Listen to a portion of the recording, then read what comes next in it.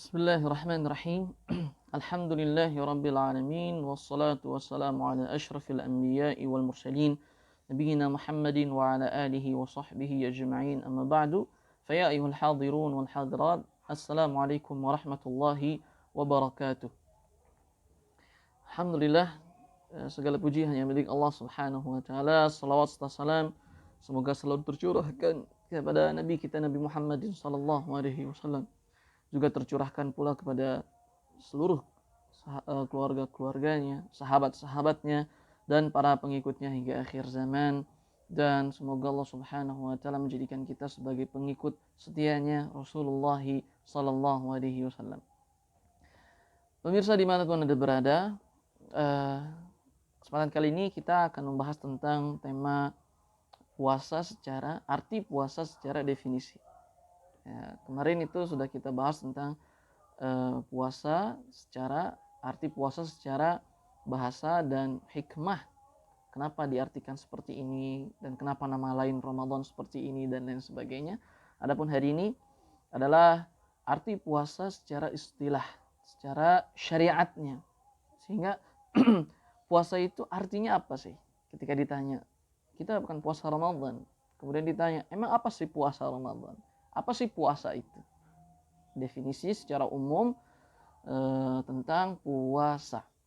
Nah, penulis mengatakan bahwasanya arti puasa dalam istilah adalah menahan diri.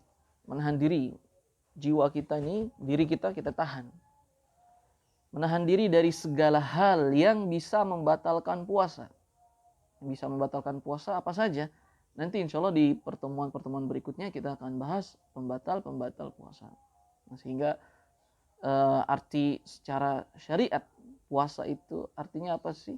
Menahan diri dari segala hal yang bisa membatalkan puasa. Disertai dengan niat berbuka. Nah, jadi di awal itu disertai dengan niat berbuka. Nanti pas maghrib. Nah, kapan dia mulai menahan diri dari segala hal yang bisa membatalkan puasa disertai dengan niat berbuka? Berawal dari terbitnya waktu fajar sampai terbenamnya matahari. Waktu fajar di sini adalah waktu sholat subuh.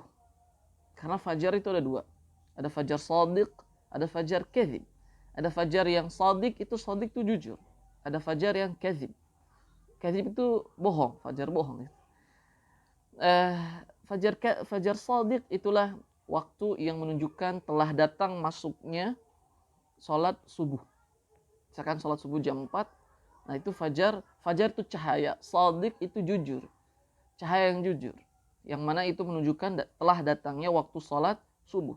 Jadi tanda cahaya jujur itu kaum muslimin, ulama kaum muslim menamakannya fajar shadiq, cahaya yang jujur. Itu menunjukkan telah datang waktunya masuk sholat subuh, yaitu dimana kalau kita pergi ke tempat tinggi, kemudian kita lihat di arah timur, tempat dimana matahari itu akan terbit, maka di waktu subuh itu kita lihat, jika cahayanya melebar seperti ini, itu di ufuk gitu, kita lihat melebar seperti ini cahaya, maka itulah disebut dengan fajar shadiq. Nah, di waktu sebelumnya, sebelum waktu sholat subuh itu, akan keluar cahaya, tapi cahayanya itu tidak membentang seperti ini, tapi membentang ke atas gitu. Nah, yang ke atas itu adalah cahaya fajar kadzib, cahaya yang bohong. Artinya bukan bertanda sholat subuh, bukan itu. Jangan tertipu. Nah, ini dulu kaum muslimin menentukan kapan sudah masuk waktu sholat subuh, yaitu dengan pergi ke tempat atas, kemudian melihat cahaya fajar itu. Kalau membentang seperti ini, maka itu disebutnya fajar shadiq, cahaya yang jujur. Artinya waktu sholat subuh sekarang gitu. Adapun cahaya yang membentang ke atas itu fajar kadzib, fajar yang bohong, belum menunjukkan telah masuknya waktu sholat subuh. Nah, puasa itu berawal dari dari terbitnya waktu fajar. Terbitnya waktu fajar, bukan terbit matahari. Terbit matahari itu muncul sekitar 45 menit sampai 1 jam setelah waktu fajar datang, fajar subuh gitu. Itu baru nanti terbit matahari. Itu disebutnya waktu syuruq. Nah, Berawal dari terbitnya waktu fajar sampai terbenamnya matahari. Terbenamnya matahari ini adalah waktu sholat maghrib. Waktu sholat maghrib. Apa tandanya? Tandanya adalah jika matahari telah tenggelam, kemudian kita melihat cahaya merah-merah di ufuk, di bagian barat, nah maka itulah tandanya waktu maghrib telah datang. Itu nanti di pembahasan fikih ibadah insyaallah ta'ala. Dan kesempurnaan puasa itu yaitu dengan meninggalkan hal-hal yang makruh. Kesempurnaan puasa yaitu dengan meninggalkan hal-hal yang makruh.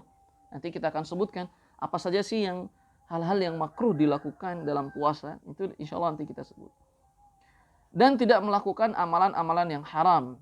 Karena Nabi SAW telah bersabda, "Man lam yada' qawla zur wal amala bihi falaysa lillahi hajatun fi an yada'a ta'amahu wa syarabahu." Artinya adalah barang siapa, Nabi SAW bersabda, barang siapa yang tidak meninggalkan perkataan dusta dan tidak meninggalkan perbuatannya yang dusta dan mengamalkan perkataan dustanya itu, dia berkata dusta dan mengamalinya, jika dia melakukan ini pada saat puasa, baik puasa Ramadan maupun puasa sunnah lainnya, maka Allah Subhanahu wa taala akan meninggalkan rasa lapar dan dahaganya itu. Ya artinya seakan-akan ya sudahlah, dia hanya akan mendapati di puasa itu lapar haus dan lapar makan saja.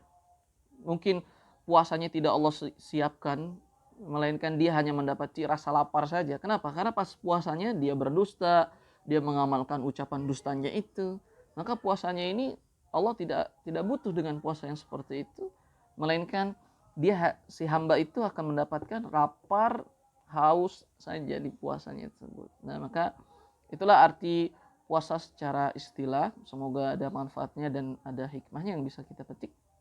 Wallahu ta'ala a'lam wa a'lam bissawab. Subhanakallahumma wa bihamdika asyhadu an la ilaha illa anta astaghfiruka wa atubu ilaik.